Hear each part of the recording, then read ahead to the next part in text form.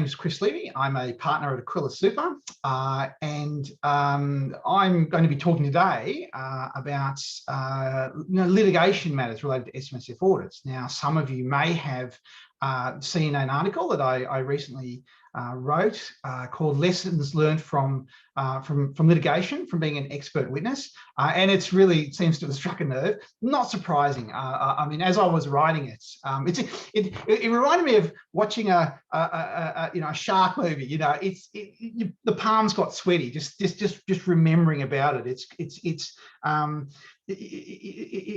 one of those concerns to accountants, well, should be a concern to accountants, and it sort of sits, the threat of litigation sits out in the ether and doesn't really pop up. But when it does pop up, hopefully it never does, but if it did, it's quite frightening. So I think talking about what I have seen as an expert witness when I look at these cases and get in there, like I said, it really struck a nerve. And I think one of the sort of consider that maybe didn't come out in the article is when I was doing these litigation matters, there were so many times I sat there and I saw what these accountants had done or what these auditors had done and basically failed to do. And I sort of thought, gee, I could have done that. That reminds me of something I did last year or a couple of years ago, or maybe I didn't look at something the right way. I mean, it's so easy to, because you're, well, for starters, you've got the tax office constantly banging on the drum. You've got to do this and different interpretations and SIS compliance, and it's this constant stream of new rulings, new interpretations, new things we have to do, that we forget about there is that possibility that if an investment goes bad, and let's face it, I mean, we've had 10 years of fantastic economic conditions, but if things go bad, the trustee, even though it was entirely their choice, they might be looking around for someone to sue. Who are they going to settle on? The auditor, because of course, or the accountant, because accountants always have deep pockets. That's naturally where they will go, even if, as I said, this is very much the trustee's responsibility, but they just want to have a go at someone. And what has happened in those court cases that we have seen and actually come to light is that the accountants have actually, many cases have done a half decent job, but within the court system, you're really supposed to do an exceptional job. And accountants and auditors will need to keep that at the back of their mind, that when they are faced with unusual scenarios and unusual situations, that they need to step up. They need to really sort of ignore these distractions, ignore the not ignore the SIS compliance, but put that in a separate bucket and just focus on making sure that the documentation or the audit evidence around that particular investment is top notch. And I guess at the back of your mind, you sort of go, well, if you got sued, are the file notes good enough? Look, I mean, talking about some of the examples or the things that I saw, or areas of concern, I guess is a better way. Like, what exactly did accountants and auditors not do that got them into trouble? And as I said earlier, it's mainly these unusual investments. It can be standard ones. It can be sort of shares in a portfolio system. It can be turned positive. If you don't have any information, it can blow up in your face. But generally, it's unusual investments. It's that unlisted property trust with 10 other people that are doing property development. It's a mortgage loan that's been linked to someone that trusts. Oh no, they're fine, and we've got legals.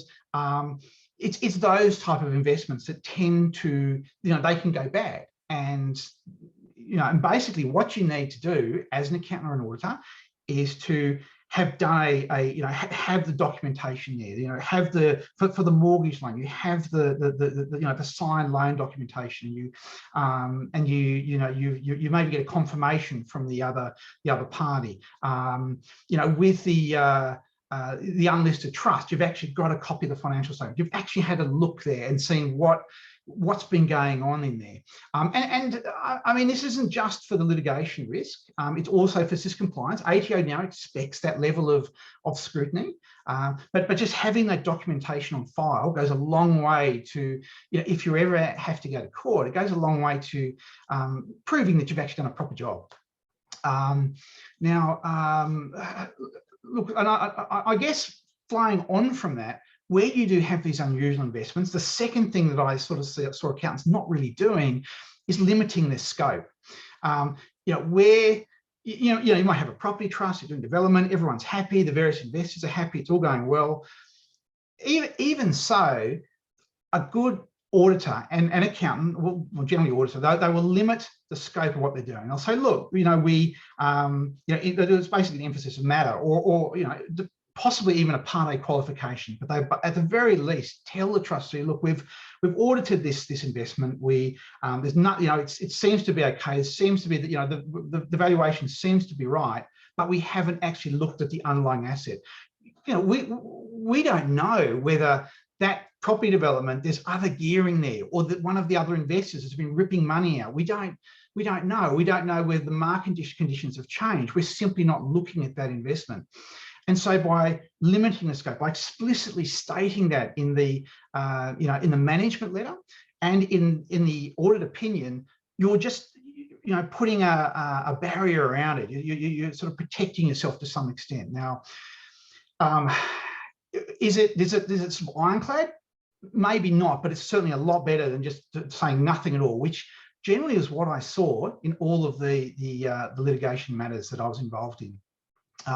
With the mortgage loans, again, you say, look, it all looks right, but we haven't actually audited the borrower. We haven't gone and seen whether whether the loan recoverability is right. And I mean, there was one instance where I was involved in where the fund had lent $1 million to this stand-up business person, and there's loan documentations, all the security and all the rest of it. But what we weren't aware of is that or at least what the accountant wasn't aware of, is that the borrower had actually leveraged up and put security over other things, so that when the whole thing went bad, the super fund was basically lost that $1 million.